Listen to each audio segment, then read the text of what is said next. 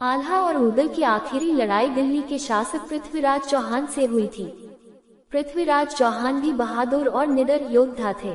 पृथ्वीराज ने बुंदेलखंड को जीतने के उद्देश्य से 11वीं सदी के बुंदेलखंड के तत्कालीन चंदेल राजा परमर्दिदेव पर चढ़ाई की थी। उस समय चंदेलों की राजधानी महोबा थी। आल्हा उदल राजा परमार के मंत्री थे। इतिहास में पता चलता है कि पृथ्वीराज और दोनों भाई आल्हा उदल के बीच में बैरागढ़ में बहुत भयानक युद्ध हुआ। इस युद्ध में आल्हा का भाई उदल मारा गया। आल्हा अपने छोटे भाई उदल की वीरगति की खबर सुनकर आपा खो बैठे और पृथ्वीराज चौहान की सेना पर मौत बनकर टूट पड़े। बताया जाता है कि उस वक्त आल्हा के सामने जो आया मारा गया। लगभग 1 घंटे के भीषण युद्ध के बाद पृथ्वीराज और आल्हा आमने सामने आ गए। दोनों में युद्ध हुआ और पृथ्वीराज चौहान बुरी तरह घायल हो गए। आल्हा ने अपने भाई उदल की मौत का बदला पृथ्वीराज चौहान को पराजित करके लिया। हालांकि माना जाता है कि आल्हा ने अपने गुरु गोरखनाथ के कहने पर पृथ्वीराज चौहान को जीवनदान दे दिया था। ये युद्ध आल्हा के जीवन का आखिरी युद्ध था। इसके बाद आल्हा ने संन्यास ले लिया और शारदा मां की भक्ति में लीन हो गए। राजा परमार के ऊपर पृथ्वीराज चौहान की सेना ने जब हमला किया तो आल्हा ने पृथ्वीराज चौहान से युद्ध के लिए बैरागढ़ में ही डेरा डाल लिया था और यही मां शारदा के मंदिर में जाकर उन्होंने पूजा की। माना जाता है कि आल्हा को मां ने साक्षात दर्शन देकर उन्हें युद्ध के लिए सांस दी थी। पृथ्वीराज चौहान को हराने के बाद आल्हा ने मंदिर पर सांस चढ़ाकर उसकी नोक टेढ़ी कर वैराग्य धारण कर लिया था। इस सांस को आज तक कोई सीधा नहीं कर पाया है। यहाँ के लोग बताते हैं कि आज भी रात 8 बजे मंदिर की आरती के बाद साफ सफाई होती है और फिर मंदिर के कपाट बंद कर दिए जाते हैं।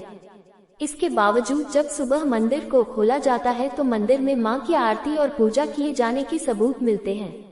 आज भी यही मान्यता है कि माता शारदा के दर्शन हर दिन सबसे पहले आल्हा और उदल ही करते हैं। क्योंकि उन्हें अमर होने का वरदान था, इसलिए बुंदेलखंड के कुछ लोग आज भी मानते हैं कि आल्हा जिंदा है। हिंदुस्तान का इतिहास अनेकों वीरों के शौर्य और साहस की गाथाओं से भरा पड़ा है।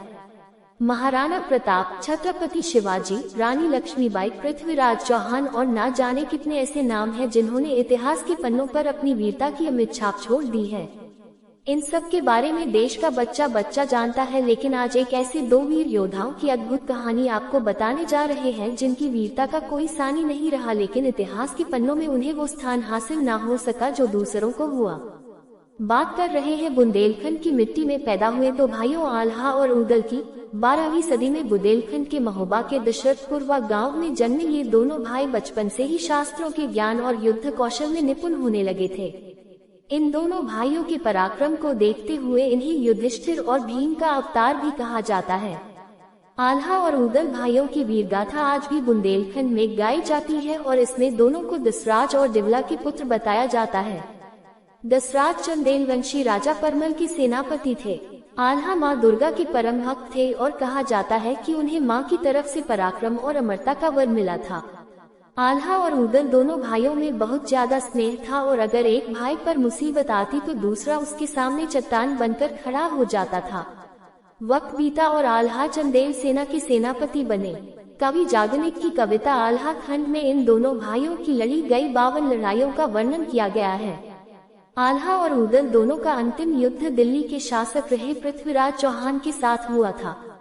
11वीं सदी में बुंदेलखंड विजय का सपना लेकर पृथ्वीराज चौहान ने चंदेल शासन पर हमला किया था। उस वक्त चंदेलों की राजधानी महोबा थी। बैरागढ़ में हुई भीषण लड़ाई में आल्हा के भाई उदल को वीरगति प्राप्त हुई थी। इसके बाद आल्हा भाई की मौत की खबर सुनकर आपा खो बैठे और पृथ्वीराज चौहान की सेना पर कहर बनकर टूटे। करीब 1 घंटे के भीषण युद्ध के बाद पृथ्वीराज चौहान और आल्हा रण में एक दूसरे के सामने आ गए। आल्हा ने भीषण लड़ाई में पृथ्वीराज चौहान को हरा दिया। हालांकि कहा जाता है कि अपने गुरु गोरखनाथ के आदेश पर आल्हा ने पृथ्वीराज चौहान को जीवनदान दे दिया था। इसके बाद आल्हा ने संन्यास ले लिया और मां शारदा की भक्ति